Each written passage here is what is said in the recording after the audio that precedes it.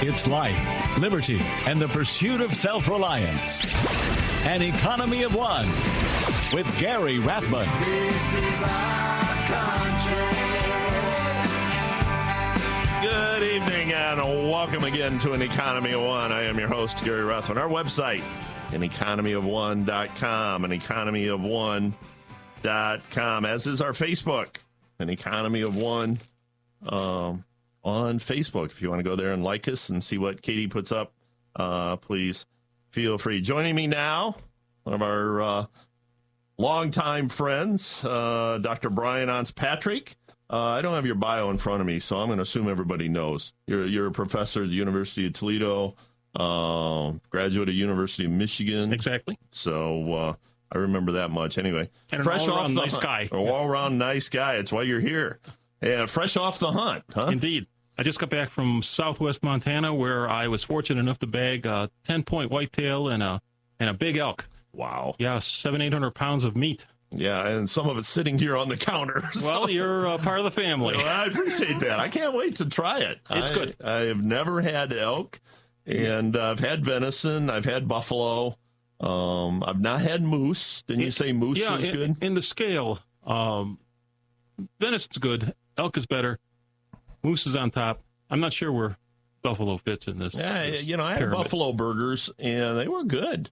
They were good. Because I'm a hamburger guy. I mean, you grind up anything and put it in a bun, I'll probably enjoy it. I was hunting in the Ruby Valley out there in Montana, and the Turner Classical Film Movie Channel people have a big ranch out there, and he has buffalo on his ranch. Oh, does he? But he also has elk. He's got thousands and thousands of acres, and there were like 200 or 300 elk wandering around down there, defying me. So I think Ted would get upset if you picked a few of them off? I believe he would. Would he? Probably. So, well, I'm not a hunter, but I'm all in favor of hunting, and as long as it's done from a sportsman kind of level. I allow one guy to hunt on my home property. He bow hunts. And he's a true sportsman. I mean, he sees a lot of deer from his tree stand, and he takes his time, picks out the one he wants over a period of weeks, and knows what he's doing. He's gotten 4 deer from us off our property over the years, and never had to go more than about 20 feet to get them. That's great. So that means he's got a good, clean hit. I had to go up about 7,000 feet to get that elk. And I learned that those mountains get steeper every year. That's all I can and the say. air gets thinner. And yes, it was. I was joking with Donna, who's the outfitter. She owns the place, and I said, we've just invented the walk-in, crawl-out hunt. Well, like I said, you got to be careful. They shoot wounded animals up there. Oh, indeed, so, indeed. You gotta appear unwounded as you do that. So now that was. Didn't you say that was real close to? Where General Custer made his stand there? Custer was about 100, 200 miles to the east. And where I was hunting was more or less in southwest Montana, down in the Snowcrests, the Greenhorn Range down in there. Very nice area, very nice. Now, it's rugged country, though. Is this property of a friend or acquaintance, or is this one of those hunts that you... The outfitters I hunt with, Jake and Donna McDonald, their people have been down there for like 100 and some years. Wow. So they outfit. And we hunt on public land. There's like 250 million acres or some incredible amount, and you go out there and you work. Yeah, I mean, and work is, well, you know how work is. Yeah, it sucks. Yeah, we've earned a right not to at this point. Somewhat. But I tell you, I'm gonna have to trim down because I was suggesting they get one of those sedan chairs to carry me out there, and they rejected that notion. The poles and yeah. But it was tough. I mean, you go up and it's just this elk thing. We see the elk from a mile or so away, binoculars. So we climb up there. Now, that's 2 hours to get up there. You get up there, it's... Do they wait for you? I mean... Well, these elk happened to wait. They were up there in this kind of a meadow thing. And a few cows. And I was going to take a cow, because you can do that, a cow elk. And so you're up there, you're going... And the wind is blowing, and the snow is blowing in. And you remember every cigar you smoked for the last month or so? The last week, even. Yeah. And my hands are so numb, I can't even feel them. I mean, it was incredible. So it was the grace of God I even bagged this elk. Yeah. So it was a lot of work. It was a lot of fun. It was a good hunt, and I'm going to do it again next year. I can't believe it surprises me, but it doesn't surprise me. You kind of butcher them out right there on the snow. They're too big to get out because first of all, you can't take anything but horses in there. It's a state federal type forest, So you can't take a closed the roads. four-wheeler There's in, no or- four-wheelers, nothing. So Okay. you take a mule, you take a horse, or you take your strong legs, Yeah. which was pretty not all that strong in my case. You're from the university. Can't you find a couple football players to go with fortunately, you and drag them back? I had a couple of elk guides. These guys are okay. like, it astonishes me. I envy them bouncing up and down those mountains. They do it much better than I do. And if it weren't for them, I would have had to eat the elk there, cook it and eat it there. Oh man, but it's like I said, I respect the idea of hunting. I have rules on my property for the guy that hunts, and it has to be a sportsmanlike kill, and you have to eat it. Mm-hmm. That's You the same with these outfitters, Jake and Donna. They very highly ethical standards. I mean, they observe hunting limits, laws, and so on. Mm-hmm. And if it reflects on them too. If a hunter should commit some malfaction or something, Sure. So they're very fastidious about that kind of thing, and they should be. And they're proud of themselves, and they have a good right to be. I mean, they do. They have a good record. They run a clean hunt, and they get success if you work hard. And in the scope of things, what many people don't understand, it actually helps the environment, helps the herd to kill a few of them. Oh, well, you're going to have overpopulation. Plus, they have wolves and things like that now. You keep the balance, and plus, here's what the old conservationists say: if it weren't for hunters, there wouldn't be any game. There's since about 1910, 11, something like that. There's been an 11% tax on ammunition and firearms that supports this kind of stuff directly. Yeah. There's license fees and so on that allow for management and so on. Otherwise, things would have been shot out by subsistence hunters. Well, and I know up in Michigan, where I grew up, if the herds get too big, well, we had it here in Ohio a few years ago. Herds are getting too big east of here, and they get a lot of disease. Oh, true. And there isn't enough food for them in the winter, and they starve. And True, big problems. It causes some problems, and Ottawa Hills here locally has apparently a deer problem. And so I hear. Yeah. I think they're going to have more of a deer problem the first time one of those poor wounded arrow deer shows up on some suburban matron's lawn. But makes the snow all red and it's going to be a bad sight. Yeah, but I don't know what else the solution is. It's hard. Yeah. You can't poison them. That's a bad way to do to the environment. And I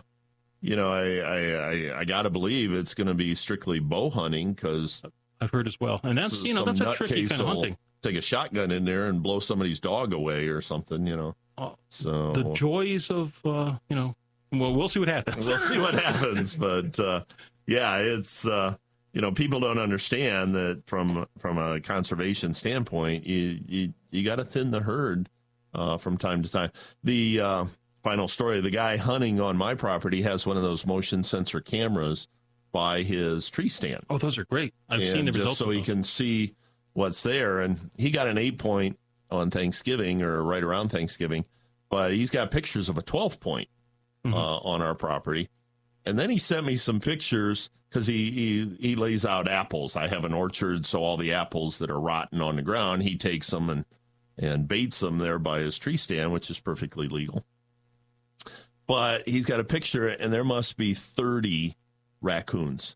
That's great. No, it's not. Those are just big rats. They carry some sort of nematoids or something, some kind of weird brain parasite. Yeah, it's nasty. But what's happened is for years there was a bounty out in Fulton County on fox and coyotes. And we just don't have the predators out there. And these raccoons are getting out of hand. Oh, yeah. Where I am, there's a lot of big raccoons. Now, I can tell you a story about Western stock growers associations. They've had bounties on coyotes and things like that. They have trouble with cattle and sheep. And I have to clean this story up a little bit to tell it on the radio, but I will. Yeah. A friend of mine was a mechanic, and he worked out in Colorado, but he was also a coyote hunter. And at the time, the Stock Growers Association had a $50 bounty. This was back in the 70s. That was a fair amount of money. That's real money. And so, he really supplemented his income doing this. And he went to one of the local meetings between the Stock Growers Association and some of the political representatives and the fish and the wildlife people, because there was big controversy over how you control these predators. The stockmen had been putting out poison bait, but this was killing the golden eagles, and their sheep were being, it was just a big mess. So this was back in the days of, remember Geraldine Ferraro? Sure. Yeah, Vice presidential candidate. Well, she with Mondale. Wasn't she? I think that was it. It was a while back. Mondale Ferraro. And she at that time was a some kind of like a freshman representative in Colorado. Mm-hmm. So they go to this meeting, and all the environmental people there, and the stock growers are there, these ranchers, and the DNR, Department of Natural Resources people there. And my friend is there trying to meet some ranchers so he can go hunting. So I guess Geraldine Ferraro gets up and says, well, we have to settle this problem and so on in an environmentally friendly way. So instead of shooting or poisoning the coyotes, let's capture them and sterilize them. Oh, that's a good idea. So some rancher in the back says, ma'am, I don't think you really understand the problem. The coyotes aren't having sex with our sheep. They're eating them. Not a bad story. No, great line. But that's the rancher thought process. Yeah, this guy cut to the quick. That's terrific. Well, can you hang around a little bit longer? I certainly can. We want to get into some substantial conversation if we can. I'm Gary Rathman with Dr. Brian Patrick. Listen, almost hit it. Almost. That's an economy of one. This is an economy of one with Gary Rathman. I'm joined by Dr. Brian Anse Patrick from the University of Toledo. Fresh off the hunt. We got steaks. I will let you know how they turn out. So anything that's meat and you can cook it, I'll try it. That's my philosophy too. So I'm looking forward to that. Let's shift gears a little bit, kind of. And last time, I think you was out on the hunt. We talked about the college kids out there and what's happening on a lot of the campuses around the country and stuff. I did want to talk a little bit about, I went to a big gun show over the weekend up in Birch Run, and I did want to talk about the rhetoric coming out. You're an expert on communication. I first was introduced to you through your book, The 10 Laws of Propaganda. 10 Commandments of Propaganda. 10 Commandments of Propaganda, which there are actually 11. Yes. But, excuse me. But, we had another incident. I almost don't want to call it a mass killing. Is a mass killing more than one? Is that the definition of the Planned Parenthood thing out in Colorado? Did you read about that at all? I've read somewhat about it, but, I have trouble getting what I consider to be reliable facts out of a lot of these media reports. I scan multiple accounts, and I try to figure out who did what to whom with what, and where and how and by what manner. And this seems to be some kind of wandering event that wound up at the Planned Parenthood.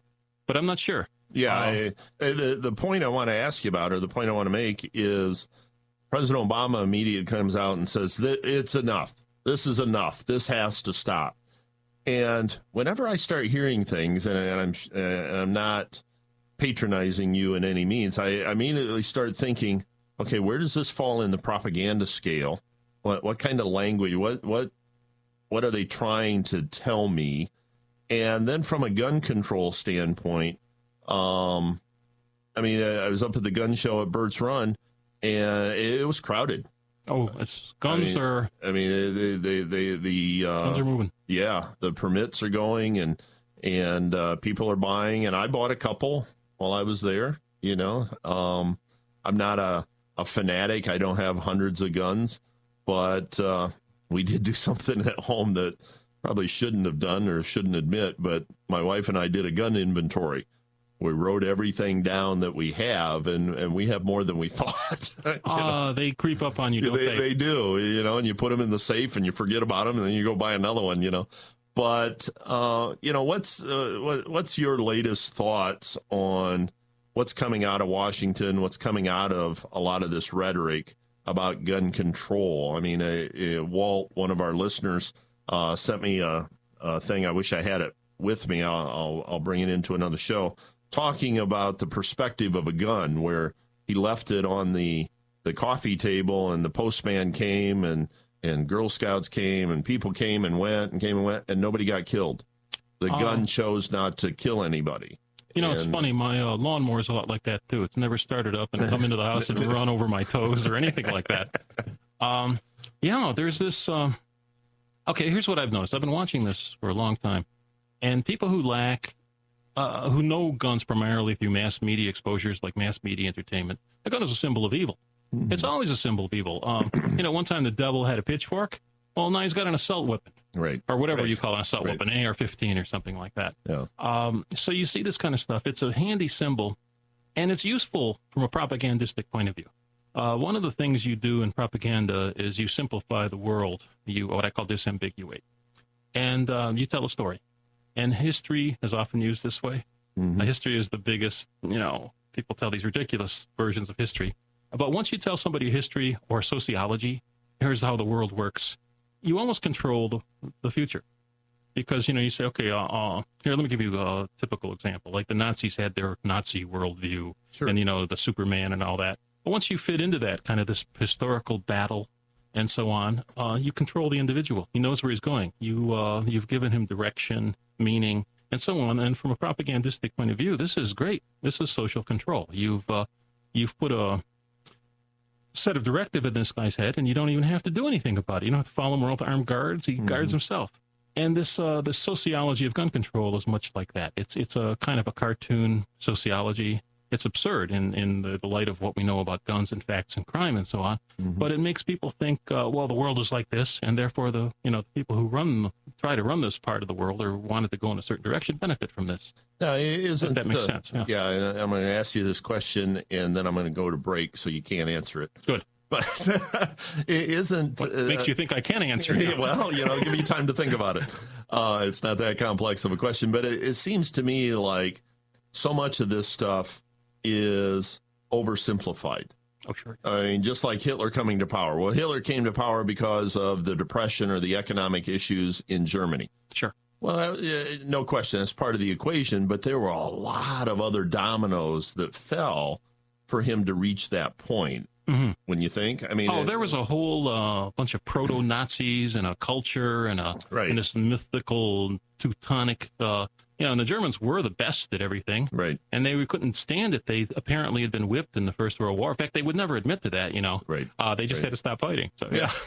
So yeah, they had Hitler talk to a lot of these needs and anxieties and so on. Well, up next, then I want to talk a little bit about the propaganda around some of the presidential candidates, if you got time, and because I think that propaganda, we need to be trained a little better to recognize it, because it's easy, like you said, to buy into it, and it's comfortable. And it appeals to our, you could say laziness, but you could also say it appeals to our need to be efficient. Yeah, I agree. So we'll talk about that next. I'm Gary Rathman with Dr. Patrick. It's an economy of one. This is an Economy of One with Gary Rathman. Been speaking with Dr. Brian Anse Patrick. While I have you, I just enjoy you being in the studio with us, and thank you. And tremendous amount of information there that I think is important going into this presidential election year next year. When you see, and I don't need you to necessarily pick out any particular candidate on either side, I really don't care. But when you listen to what these people are saying, do you have a kind of a propaganda filter that you run that through and say, okay, I know what he's really doing or what he's really trying to say or she's really trying to say? Sometimes it merely infuriates me. Yeah. Well, it does me too, and I don't have the filter, but... I try. I try to objectively listen to as much of this stuff as I can, but I only have so much of an attention span, and so much time, and it takes all my time and energy to be me. That's what I tell my wife all the time. But Not I easy do watch being you, right? So I look at these things, and you remember that song "Ghost Riders in the Sky"? Sure. Well, actually, political campaign times it's the time of ghost writers in the sky. Right. Everybody does their canned biography. Yep. They And always I got read a book these things. out about liberty and and I can just see Hillary writing that book, sitting there. Yeah, these things are canned, and they're pretty. They have good writers work on these. Sure. And I've been looking at some of the biographies recently, and some of the I've been looking at the Trump thing, I've been looking at the Carson thing, the Gifted Hands thing, and some of the other stuff. I'm just looking at this stuff and finding them not very. The most recent Trump thing is basically a discussion of the meaning of the Constitution. Great, okay, I can't go wrong there. But I was looking at the Carson, and I kind of like Carson in person. He comes across very credibly. But I find that biography of his even a kind of contrived. It's published by a firm that seems to specialize in inspirational type biographies. Oh, okay. So this is kind of a marketing niche, and so their greeting cards and their inspirational. Got to have a little bit of biographies. puffery in there. Yeah, and he says some things that seem not credible to me. Like there's something about a knife breaking on a belt buckle or something. Now listen, I've messed around with a lot of knives, and I've never found one that break on a belt buckle. Yeah, it takes a heck of a belt buckle. To do that. A very bad knife. Yeah, one or the other. I don't know about this, but you allow for these things. So there's this kind of stuff to kind of humanize, and that's what's one of the basic principles of propaganda. You humanize and you dehumanize. For example, if you want to oppress someone or dismiss them or so on, you give them negative personality characteristics and so on. So one of the big goals of these candidates is to seem human. Now you say that to destroy somebody. Is that why the term racist has such power? I mean, people will change their behavior. They will do things that are negative to themselves to avoid certain labels.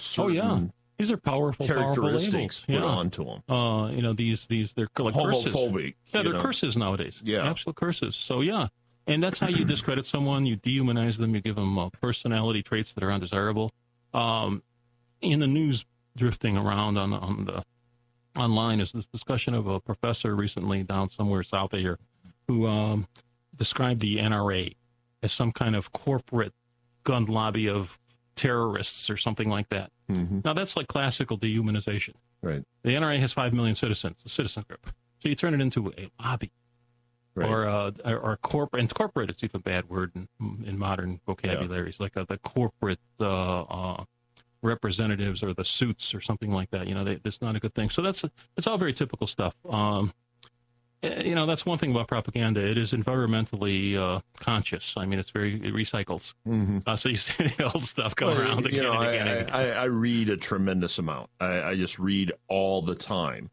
And the history books, it's interesting to look at the propaganda from 150 years ago or so, because it was done in political cartoons. Oh, sure. They did not have the media. They didn't have radio. They didn't have television. They had newspapers, and probably the literacy rate was not much better then than it is today. So the political cartoons, the pictures were very, very important. And they've been around since the revolution in this country. Yeah, and a long time. And they would picture their political enemy with the body of a spider and the head of they're wearing a top hat or something, So the propaganda out there, the methodology of dehumanizing is still with us. Yeah. And we respond to this because, we are social animals, and we have all these in-group, out-group bias. We like people like ourselves, and there's actually, perceptual bias. You tend to see, evaluate people differently, even though they might be in measurably different ways, even though it's not reality. That's what I'm trying to say. Sure. This kind of bias can distort perceptions of reality, and it's a common thing. And it's a funny thing. I'm not by any means a fan of the current president, but I have to admit he can talk pretty well, even though he doesn't as long as, he doesn't say much, but he can speak very well. Very articulate. Yeah, he is in a very vapid way, which seems to be a great demand for this. He says things that are very reassuring, that sounds very strong and authoritarian, but have very little content. Mm-hmm. That's quite a masterful skill. I mean, that's quite a skill to master. Yeah, I mean, I always like those phrases, let me be clear, that kind of stuff. And then they go on into some fog-based sentence that makes absolutely no sense whatsoever. And the trouble I have is so many of the politicians, so many of the candidates and the president, they're beyond reproach. You can't, I can say, if you're giving me a line of crap, I call them cling free. Yeah. Yeah, I mean, I just got that. Thank you. Oh, sorry. A little slow on the uptake tonight, but, I mean, you can't, if you give me a load of crap, I can shut off the mics and I can say, hey, that's a load of crap. Mm-hmm. The president, the vice president, Speaker of the House, any of these politicians, you can't do that. True. I mean, you get a guy like O'Reilly or something talking to the president, and the president goes on a filibuster on a non sequitur subject to the question. He can't nail him. You can't. Well, it's not like you're in a classroom and say, "Kid, shut up." Yeah. Which I have done, but I try not to. Yeah.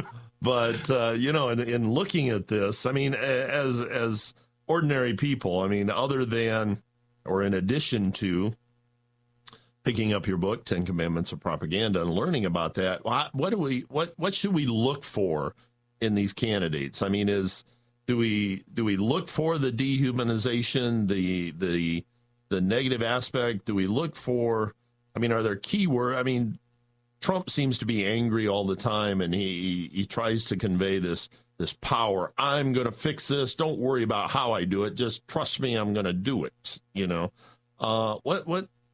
How do we filter this out, I guess? I think you've stumped me. There are ways, but, common sense. And, you listen to George Orwell, George Orwell, 1984. Sure. Yep. Orwell Animal talks Farm. about, he has a great essay. It's online. Find it for free. It's called Politics in the English Language. And he talks about how language is used to basically create fluff and nonsense. And nowadays, things like, even PowerPoint slides and so on and presentations are used to create fluff, nonsense to fill space.